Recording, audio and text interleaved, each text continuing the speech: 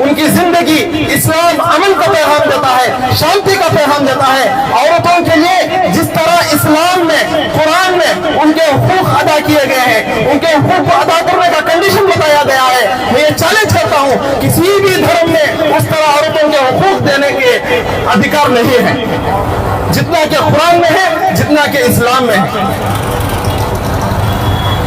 मैं इन लोगों की मिसाल, जिन्होंने ये फिल्म बनाया है, ये फिल्म के प्रोड्यूसर, ये फिल्म के डायरेक्टर, ये फिल्म लिखने वाले, ये फिल्म में एक्टिंग करने वाले, उन लोगों की मिसाल सुअर से देना चाहता हूं। वो इसलिए कि सुअर के सामने आप एक तबक में फूल से बना हुआ गुलखंड रखें। क्या रखें?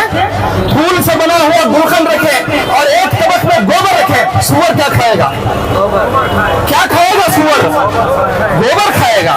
इनके जहनों में मनुस्मृति का, फैशिज्म का गोबर भरा हुआ है। ये गोबर खाकर, पेशाब पीकर मेरे रब के कलाम को समझने की कोशिश करेंगे तो कहां समझेंगे ये लोग?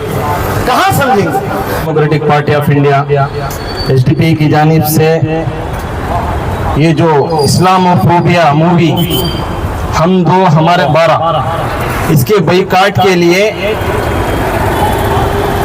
पूरे हिंदुस्तान में, पूरे रियासत में, हर डिस्ट्रिक्ट में इसके खिलाफ आवाज़ उठाई जा रही है। ये हम दो हमारे 12 मूवी बनाने वाले ये कौन हैं? ये हैं मोदी के परिवार वाले, आसाराम बाबा के संस्कार वाले, प्रज्वल रेवन्ना के संस्कार वाले। इन लोगों को जिस तरह इन्होंने इस फिल्म में मेरे रब के कलाम में कुरान की सूरह बकरा की आयत से उसकी तौहीन करते हुए, उसकी गुस्ताखी करते हुए जिस तरह से तोड़ मड़ोड़ कर इन्होंने पेश किया है, मैं उसका क्लैरिफिकेशन देना नहीं चाहता। हमें जरूरत नहीं है क्लैरिफिकेशन देने की, ये बताने की कि ये माइक है और इससे आवाज पहुंचती है, ये बताने की कि ये सूरज है, इससे रोशनी आती है, ये बताने की चांदनी देता है और सितारों से चमक होती है, ठंडा हवा देता है। ये किसे बताने की जरूरत है?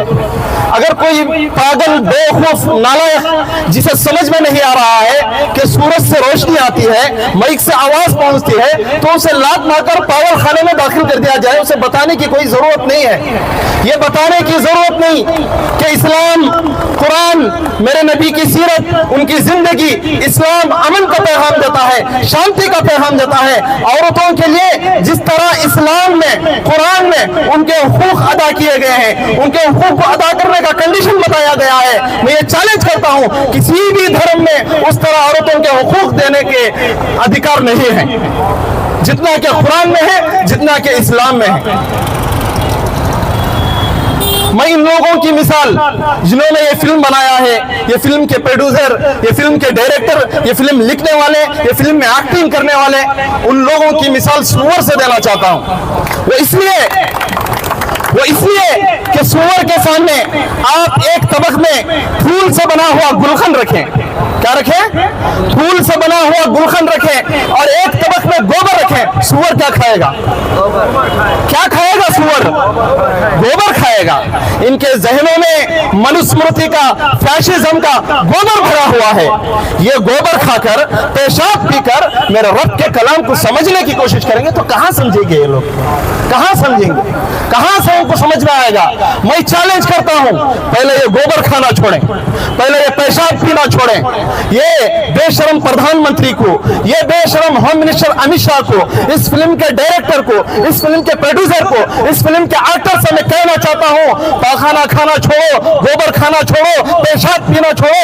अपने गंदे जहन में फैशिज्म के जो कैंसर भरे हुए हैं, जो जरासीम भरे हुए हैं, उसे साफ कर 7 मरतबा नहीं 100 मरतबा नहा कर आओ और फिर तुम जो लैंग्वेज समझते हो उस लैंग्वेज में कुरान पूछो। मैं आपको कुरान पेश करूंगा, फिर आपको 2 महीने का वक्त दूंगा, चाहे वो इस मुल्क का बेशरम प्रधानमंत्री हो, होम मिनिस्टर अमित शाह हो, जो कोई भी हो, इस फिल्म के प्रोड्यूसर, डायरेक्टर, एक्टर जो कोई भी हो, फिर आकर वो हमसे डिबेट करें। हम डिबेट में उनका मुंह काला ना करें तो पूछ लेना। हम चैलेंज करते हैं, क्या क्या सेंसर बोर्ड की समझ, सेंसर बोर्ड को भी एक सेंसर की जरूरत है ऐसा लग रहा है। सेंसर बोर्ड कौन से फिल्म को पास करना है, कौन से फिल्म को नाकारा करा, इतनी समझ सेंसर बोर्ड में नहीं है। Social democratic party of India इस मुल्क के मरकजी हुकूमत से, इस रियासत की रियासती हुकूमत से डिमांड करता है कि किसी भी हालत में ये मूवी रिलीज होना नहीं चाहिए। अगर ये मूवी रिलीज हुई, social democratic party of India खामोश बैठने वाली नहीं है। इसके बाइकआउट के लिए, इसके बैन के लिए हम इतना जद्दोजहद करेंगे, इतने एहतजाज करेंगे, इतना हम इसके खिलाफ तहरीक चलाएंगे, मूवमेंट चलाएंगे, तुम्हारी जेलें कम पड़ जाएंगी, तुम्हारी गोलियां कम पड़ जाएंगी।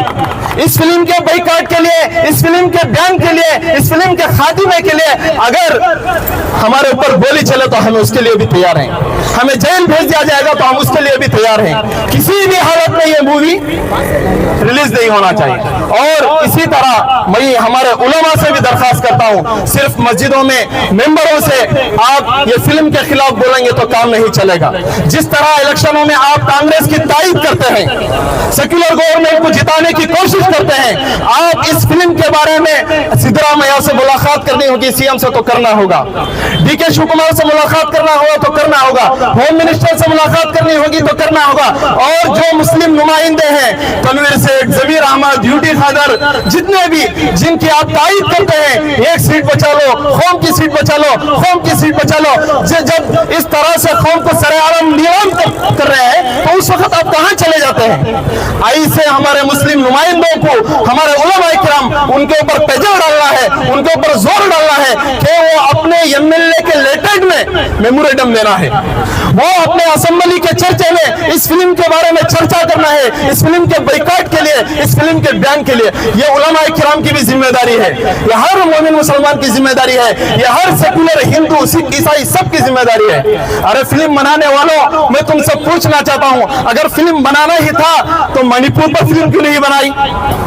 जब हमारी ईसाई बहनों के साथ जिस तरह दरिंदगी के साथ उनको बरहना कर कर रैली की शक्ल में उनका परेड निकाला गया, उस वक्त बेशरम प्रधानमंत्री जो अपने आप को कहता है मैं औरतों का मुहाफिज हूं, मेरा 56 इंच का सीना है, बेटी बचाओ बेटी पढ़ाओ का नारा देने वाला, मंगलसूत्र की हिफाजत करने का दावा करने वाला, मुसलमान औरतों को हुकूक देने का दावा करने वाला, अपने इलेक्शन कैंपेन में बिजी था और विदेशी दौरों में बिजी था। वहां हमारे ईसाई बहनों की इज्जत सरेआम नीलाम हो रही थी।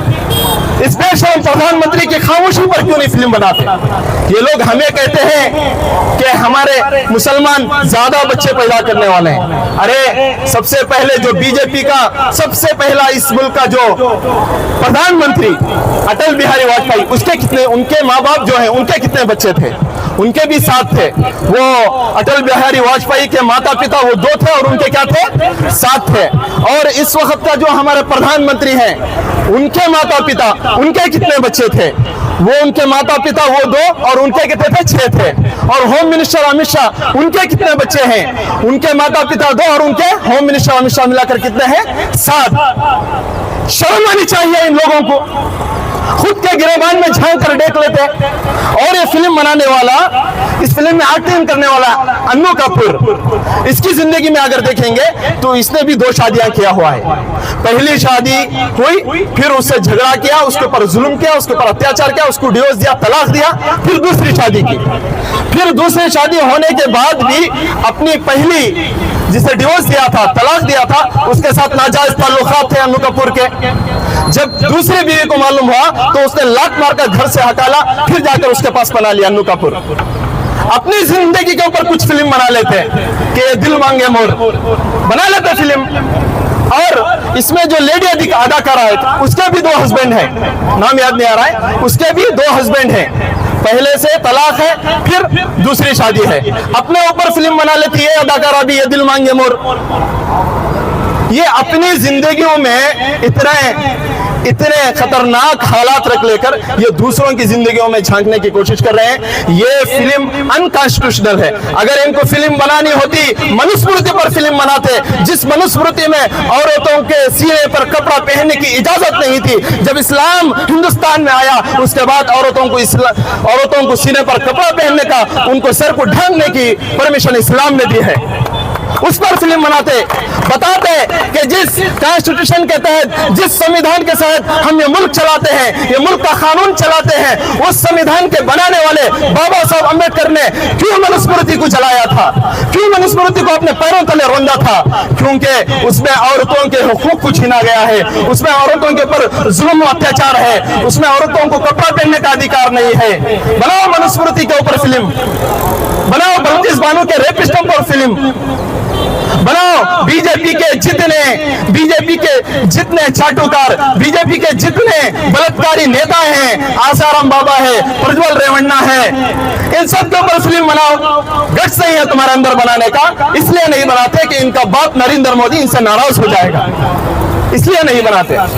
तो इतनी बात कहते हुए आखिर में social democratic party of India का ये पैगाम देते हुए मरकजी हुकूमत को, रियासती हुकूमत को मैं अपनी बात को खत्म करता हूं कि ये फिल्म जो 7 तारीख को रिलीज होने वाली है, किसी भी हालत में ये फिल्म रिलीज नहीं होने वाला है। कर्नाटका गवर्नमेंट कान खोलकर सुन ले, सिर्फ सेक्युलर बोलने से नहीं हो जाते, जैसे अब ऐसे हालात आते हैं उस वक्त आप अपना काम करके दिखाना है। जैसे आपने कहा था कि जो भी अनकॉन्स्टिट्यूशनल बजरंगी संघी बात कहेंगे, स्टेटमेंट कहेंगे, लोगों को भड़काने की कोशिश करेंगे, जातिवाद को डिबेट करने की कोशिश करेंगे, तो हम उनको लात मारकर जेलों के सलाखों के पीछे डालेंगे।